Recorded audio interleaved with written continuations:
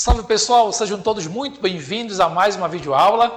Eu sou o professor Daniel e você está no canal de cálculo. Roda essa vinheta.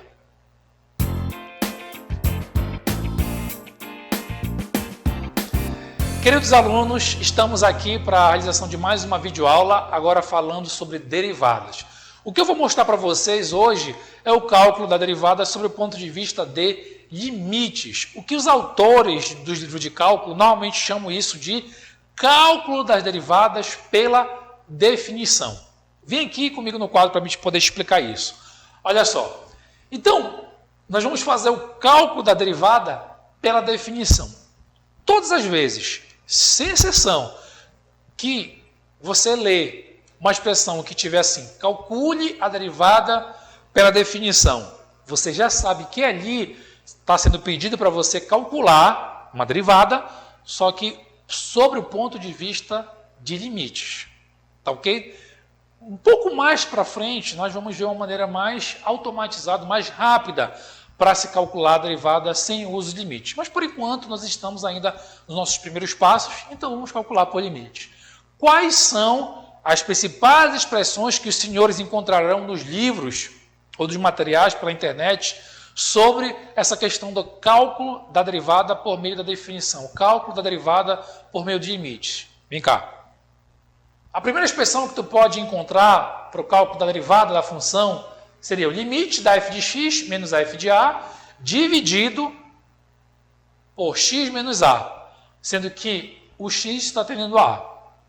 Uma segunda maneira, pessoal, a derivada, de novo, da função f de x, como sendo limite da f de a mais h menos f de a sobre h, com h tendendo para zero. Uma terceira maneira que vocês podem encontrar, f' de x igual a limite da f de x mais ΔX menos f de x sobre ΔX, sendo que esse ΔX está tendendo a zero. Beleza?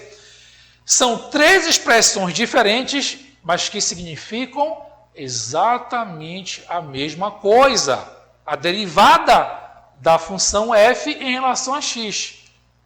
F em relação a x. Tudo bem?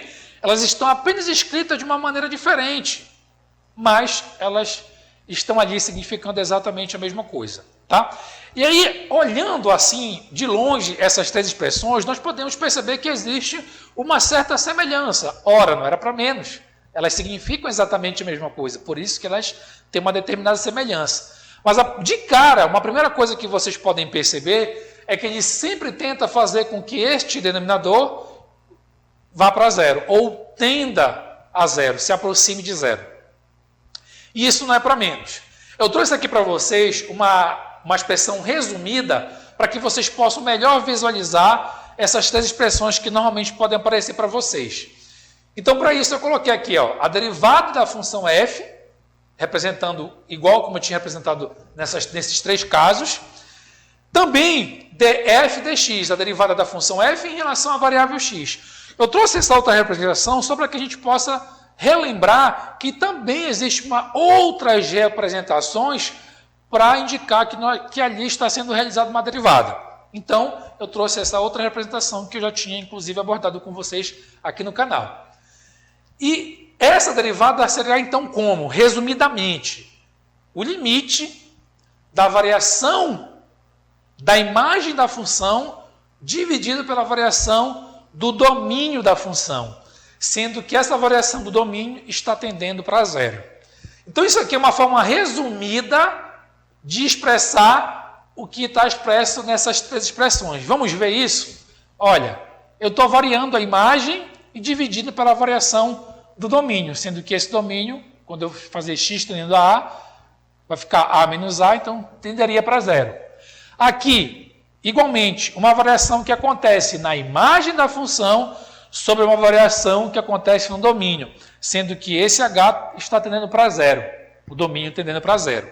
A mesma coisa aqui embaixo, uma variação da imagem dividida por uma variação do domínio, sendo que o domínio está tendendo a zero. Tá legal? Então essas são as três expressões mais comuns que os senhores certamente irão encontrar nas pesquisas que vocês fizerem pelo livro, por materiais na internet. Enfim, sempre vai ter essa cara para representar a derivada. Tudo bem? Essa foi uma aula bem rápida, só para te indicar, para que vocês se familiarizem com essa expressão. Agradeço a atenção de todos vocês e até a nossa próxima aula. Um grande abraço.